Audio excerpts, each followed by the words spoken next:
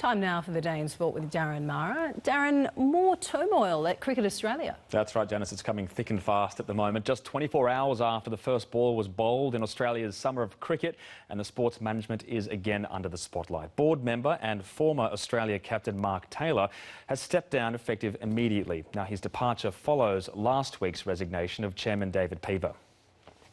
Mark Taylor's tenure on the Cricket Australia board spanned 13 years, but his departure was almost instant. My next step, I thought, as a Cricket Australia director, was either to step up or to step off the board of Cricket Australia. And after ruling himself out to replace David Peever when the former chairman resigned last week, he leaves the board with two positions to fill. My sleep hasn't been as good as it normally is, but I think that to me was a sign that I needed to move on. I always said he could be Prime Minister.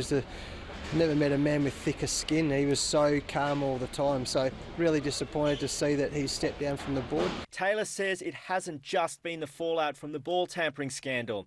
There's also the pay deal controversy and his run-in with the Players Union. For the former Australian captain who has prioritised building relationships, it's all taken a toll.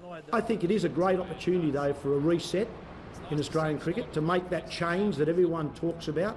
Quick soul-searching may be needed to stop the bleeding on the field as well.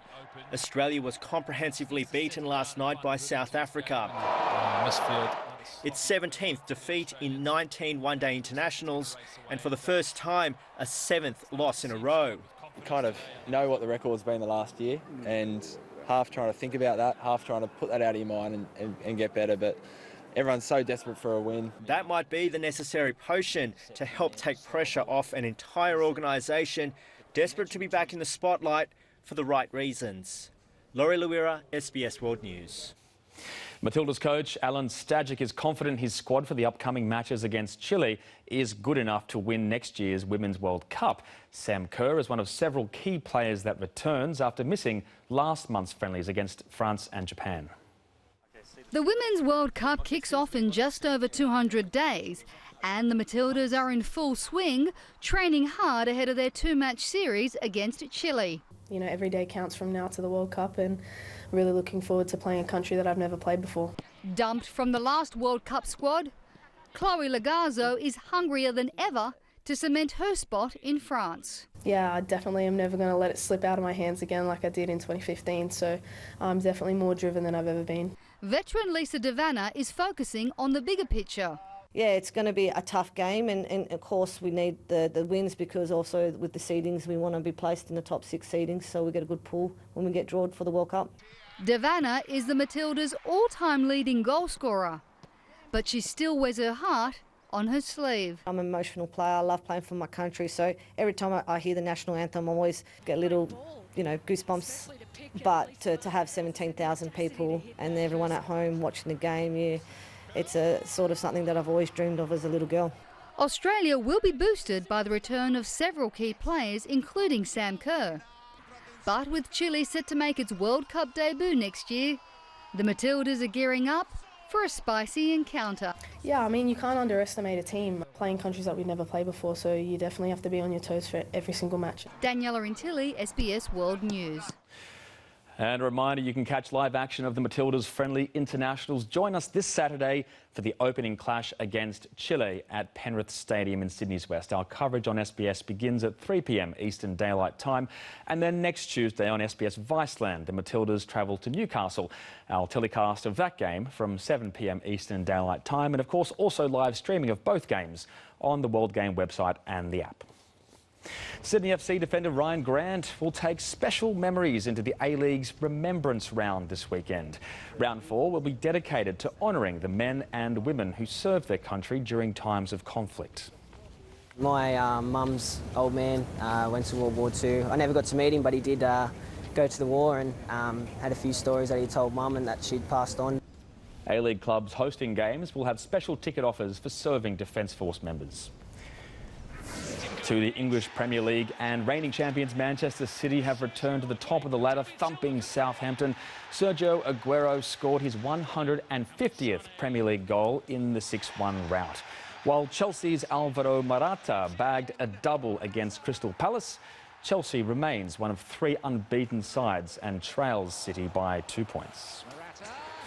To AFL, and Shane Mumford has been fined $25,000 and suspended for 2 games. It follows the release of video dated back to 2015 with the ruckman seen snorting a white powder. Mumford retired at the end of 2017 but hopes to resume his career with Greater Western Sydney. In rugby league, and England has won its 3-match series against New Zealand with a game remaining. The Kiwis went ahead 4 minutes into the second half with Ken Mamalo finishing off a try, winger Tommy Mackinson picking up a hat-trick as England went on to win it by 6 points. But George Burgess may have a case to answer for a potential eye gouge. You see it there. Well, Australia's Ash Barty is celebrating the biggest win of her career, clinching the WTA Elite Trophy in China. Barty beat Xiang Wang in straight sets and is on track for an all-important top 16 seeding for the Australian Open. The home favourite was flying high with a career-best ranking of 22. Ash Barty was also making a late run up the rankings, and she quickly stamped her authority on the contest. The US Open doubles champion raced to a 4-love lead, and there was little a frustrated Wang could do to halt the Aussies' momentum. Barty closing out the Open a 6-3, and she didn't miss a beat in the second.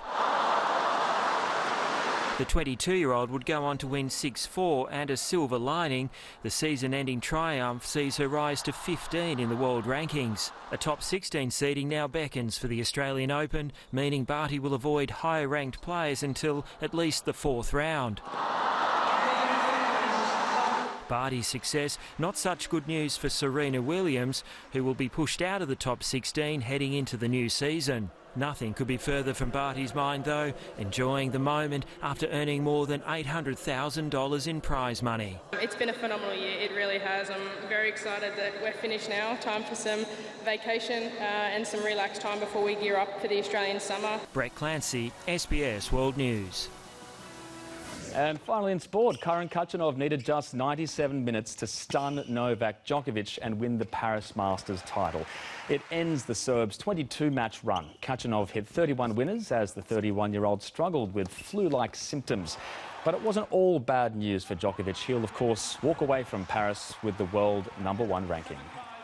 And Janice, of course, those 2 Matildas games coming up, they should be excellent football viewing to watch and plenty of young talent coming through the Matildas side, so be sure to tune in. Yeah, it's fantastic to see. Thanks so much, Darren. Coming up, the weather details and